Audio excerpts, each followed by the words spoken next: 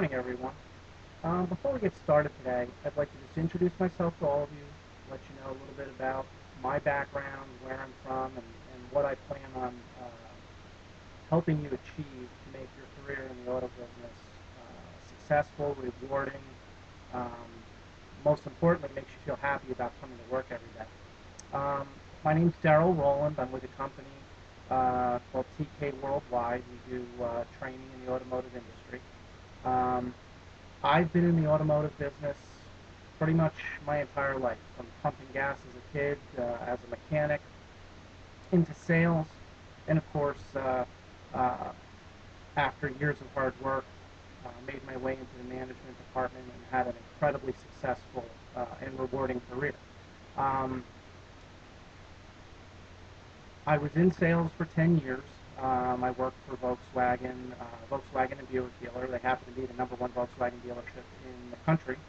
Um, our Buick dealership was one of the largest, and I had the opportunity to join a BMW dealer, and that was probably the best move I ever made career-wise. Um, I was in the finance department.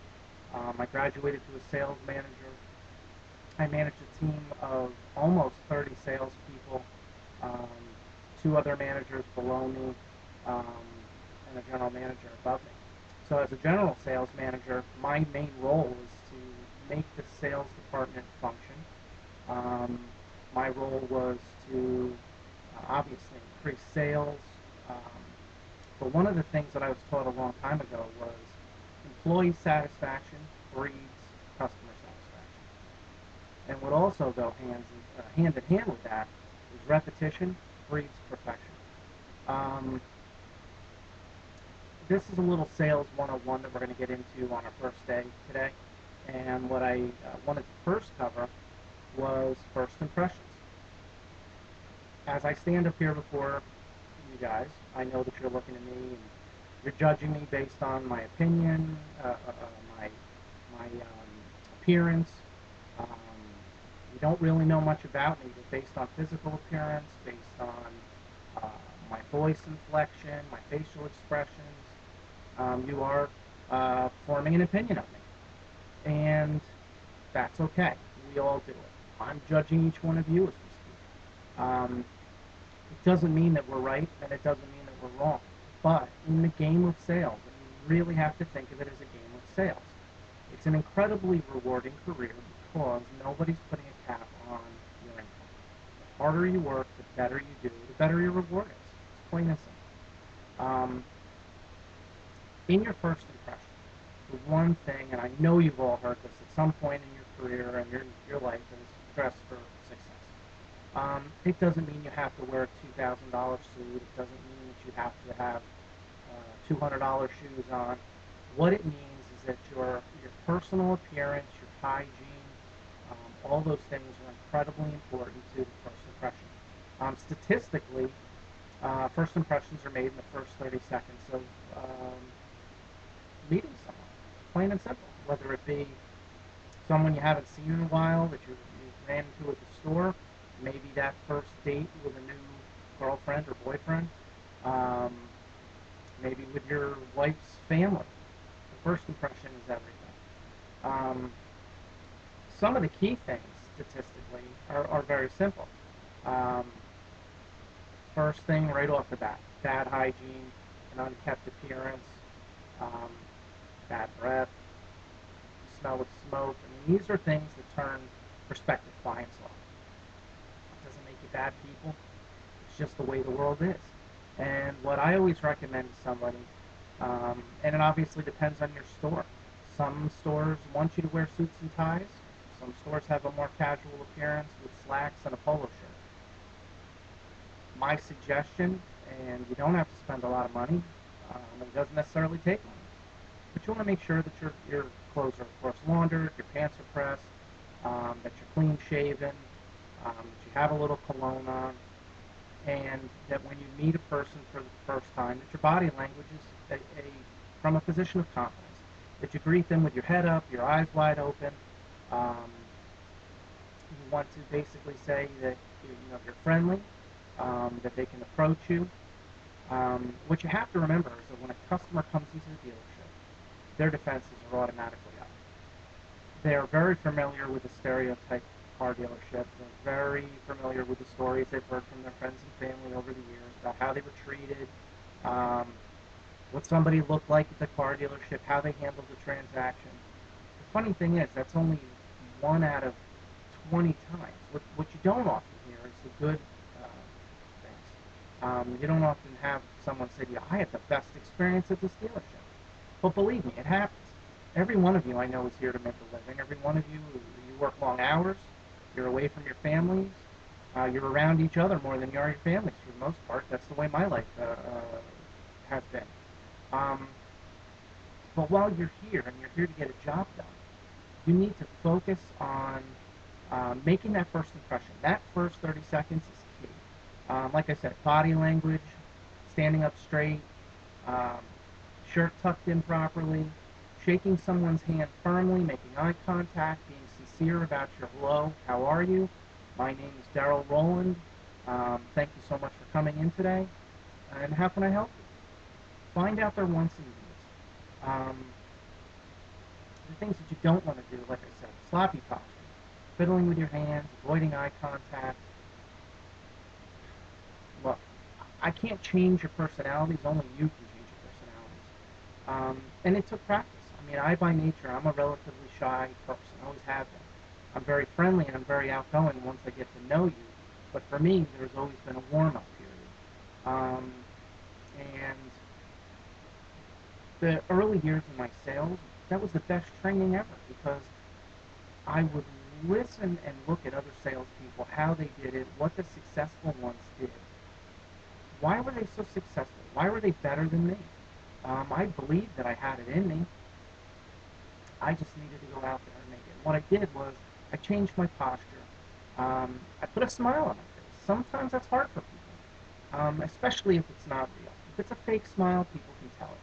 So maybe you need to think of something funny in your head. Maybe you need to picture them with a funny hat on or something when you walk out to greet them. But have a smile. Hi, Mr. Smith. I'm Daryl Rowland. It's really nice to meet you. Thanks for coming in today. It makes a difference. They have to feel that you want them there, and that you're going to be there to help them.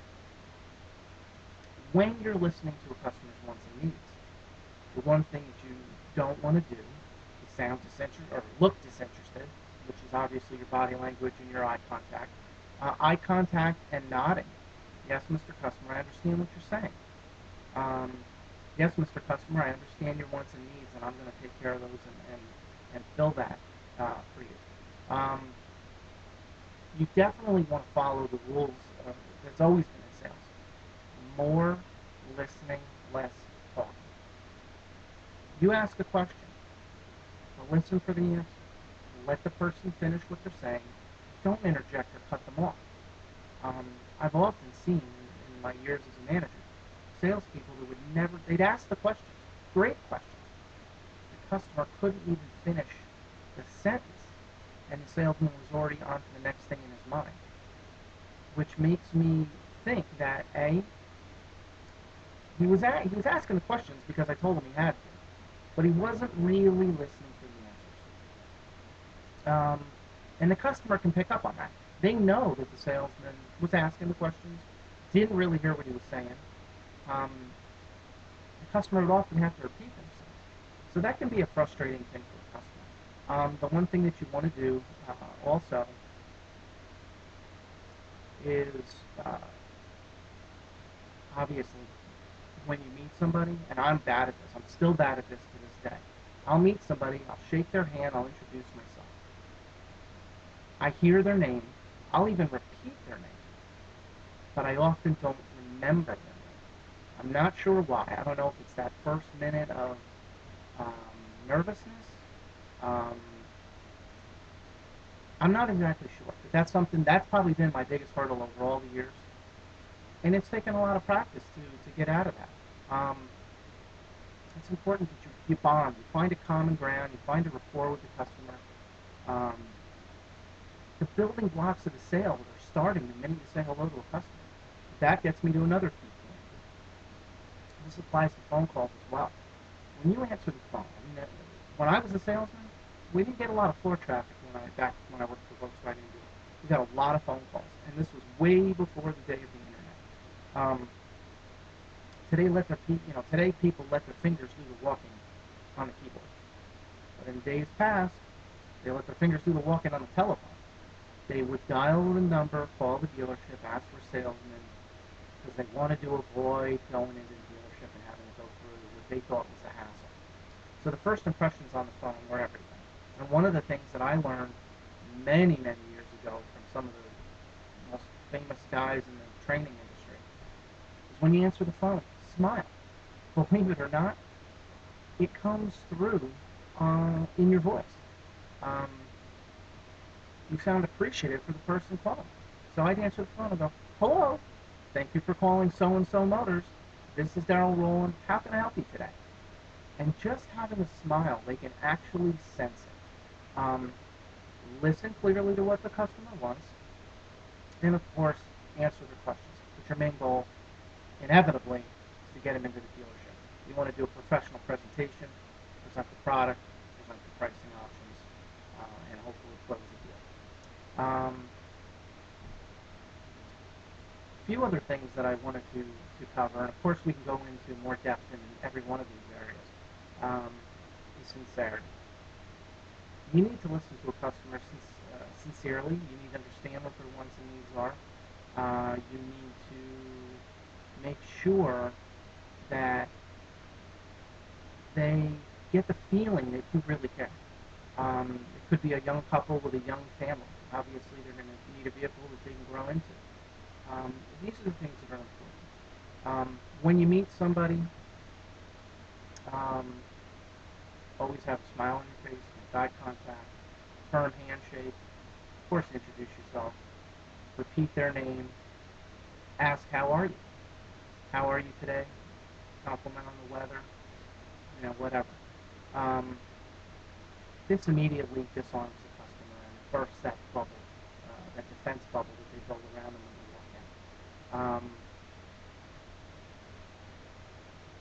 We are definitely going to cover this in more depth today, but I wanted to give you a little idea of what today's criteria is going to cover.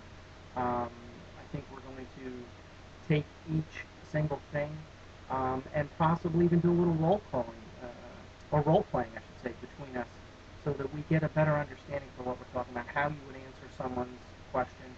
I look forward to working with each and every one of you. Thank you very much, and we'll take a short break, and we'll be right back.